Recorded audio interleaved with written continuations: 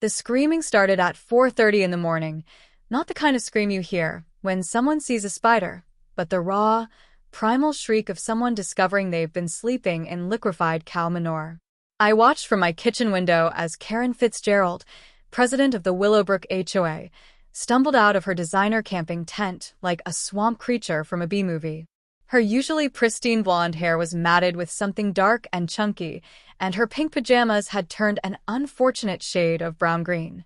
She slipped on something squishy, windmilled her arms frantically, and landed face-first in what I knew to be a fresh pile of bull droppings.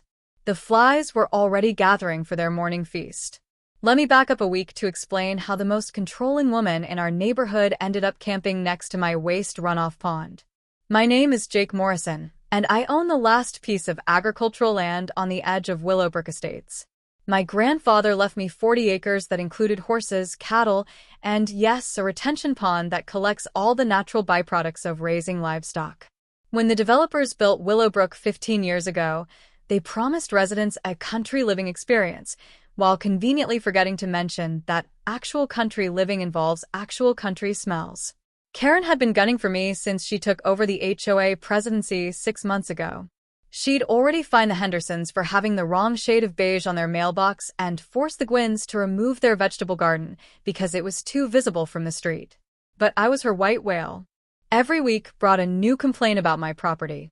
The horses were too loud. The cattle smell drifted over the walking trail.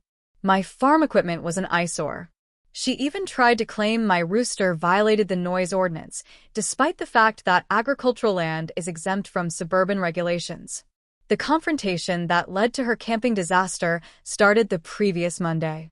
Karen marched up my driveway at 7 o'clock in the morning, clipboard in hand, wearing a blazer despite the July heat.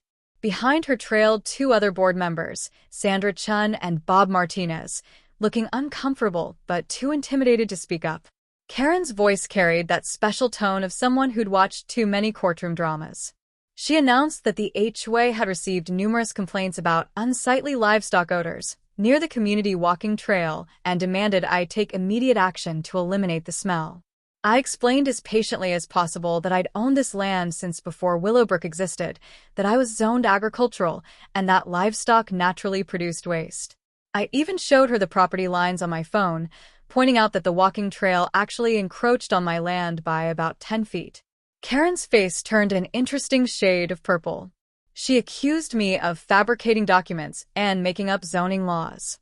When I suggested she verify the information with the county, she said she didn't need to because the HOA superseded all local ordinances. Even Bob looked skeptical at that claim. That's when Karen made her big announcement.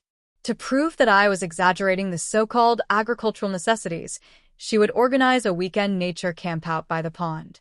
She claimed the HOA owned the land around the pond and had every right to develop it for community use. I tried to warn her, I really did. I explained that the pond wasn't a scenic water feature, but a waste retention system. I told her about the runoff channels from the pastures. I mentioned the mosquitoes, the methane smell, and the fact that my bull Ferdinand liked to cool off in that particular spot during hot afternoons. Karen's response was to accuse me of making threats and trying to intimidate her with what she called hillbilly scare tactics. She posted on the neighborhood Facebook page that night, inviting all residents to join her for a Reclaim Our Green Spaces camping weekend. She painted me as a backward farmer trying to hoard community resources and promised to show everyone how the pond area could be transformed into a beautiful park. About 15 people signed up, mostly her loyal followers who'd never actually seen the pond up close. Friday afternoon arrived with Karen leading her expedition like a general going to war. She wore brand new camping gear that still had tags on it and carried enough bug spray to fumigate a small country. Her followers looked less enthusiastic as they got closer to the pond and the smell hit them. It was a particularly hot day, and the combination of 90-degree heat and concentrated animal waste created a bouquet that could strip paint. Karen soldiered on, declaring the smell was probably from illegal dumping that would be addressed once the HOA took control. I watched from my porch as they set up camp. Karen insisted on placing her tent closest to the water, right where the main drainage channel empties into the pond. The others spread out upwind, but even 50 feet away, the smell was overwhelming. By evening, half the group had already made excuses to leave. Mosquitoes descended in biblical proportions, and someone spotted a water moccasin, though it was probably just a harmless water snake. Karen maintained her position, telling the remaining campers that this was exactly why the area needed HOA intervention. Then the weather turned. Around 10 at night, a summer thunderstorm rolled in with a kind of rain that turns dirt roads into rivers. I knew what would happen next. The drainage channels from my pastures would overflow, sending a tsunami of liquefied manure straight into the pond. From my house, I could hear the shouts as campers realized their tents were flooding, not with clean rainwater, but with a brown, chunky soup that reeked of ammonia and decay. Most people grabbed what they could and ran for their cars. But not Karen. She was determined to stick it out. According to Sandra, who told me the story later, Karen spent hours trying to bail out her tent with a camp cup, refusing to admit defeat. She kept insisting it was just muddy water and that I must have sabotaged them somehow. Around 2 o'clock in the morning, Ferdinand decided to investigate the commotion. The bull, curious about the colorful tent, knocked over Karen's cooler and food supplies, then proceeded to relieve himself directly upwind of her shelter. That's when even Karen's iron will began to crack. But she stayed until morning. Which brings us back to her dawn emergence from the tent. After her faceplant in the bull droppings, she tried to rinse off in the pond, not realizing that would only make things worse. The pond water, thick with algae and waste runoff, clung to her skin like a second coat of misery. She screamed threats about lawsuits and health departments while trying to wipe the muck from her eyes. Her tent, a $300 model she'd bragged about on Facebook, was so contaminated it would need to be burned. By the time Karen made it back to her car, half the neighborhood had gathered to watch. Someone was live streaming. Her threats about calling the police turned into confused sputtering when I reminded her she was trespassing on private property. I had no trespassing signs posted every 20 feet, and she'd walked past at least 5 of them. When she demanded I pay for her ruined camping equipment, I pulled out my phone and showed her the text messages where I'd explicitly warned her about the pond conditions. I'd even sent her photos of the drainage channels. The real power shift came Monday morning. The video of Karen covered in manure had gone viral in our local community groups. Comments poured in from residents who'd suffered under her tyrannical HOA rule, sharing stories of arbitrary fines and power trips. Someone created a meme of her faceplant with the caption, "When you discover what BS really smells like."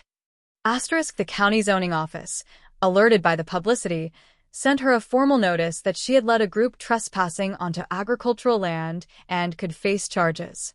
More importantly, the HOA board called an emergency meeting. Bob Martinez, finding his courage at last, made a motion to investigate Karen's claim that the HOA owned the pond land. When they pulled the actual property records, they discovered not only did the HOA not own the land, but Karen had been informed of this fact in 3 separate emails over the past 2 months. She had deliberately lied to everyone. Sandra Chin made a motion for Karen's immediate suspension, pending a full investigation of her conduct. The meeting was packed with residents who'd seen the video. When Karen tried to claim she was conducting legitimate HOA business, someone asked why she'd ignored the no trespassing signs. When she said she was trying to improve the neighborhood, another person pointed out that trespassing and getting covered in manure wasn't generally considered an improvement. The vote was unanimous, even from her usual supporters. Karen was suspended as HOA president, effective immediately. But the consequences didn't stop there. The trespassing complaint I filed with the sheriff's office couldn't be ignored, given the video evidence. While I didn't press for prosecution, Karen received an official warning that went on her record. Her employer, a real estate firm that prided itself on professionalism, was less than thrilled when clients started asking if she was the manure lady from the viral video. She wasn't fired, but she was quietly transferred to a different office, 30 miles away. The final blow came when the HOA board voted to make Bob Martinez the new president. His first act was to send a formal apology to all the agricultural property owners in the area and to revise the HOA guidelines to explicitly recognize pre-existing land use rights. The arbitrary fines stopped. The Gwynns replanted their vegetable garden. The Hendersons painted their mailbox whatever shade of beige they wanted. Karen was permanently removed from the HOA board and barred from running for any position for 5 years. When the vote was announced, she stood up, pointed at me, and shrieked that this was all my fault before storming out of the meeting in tears.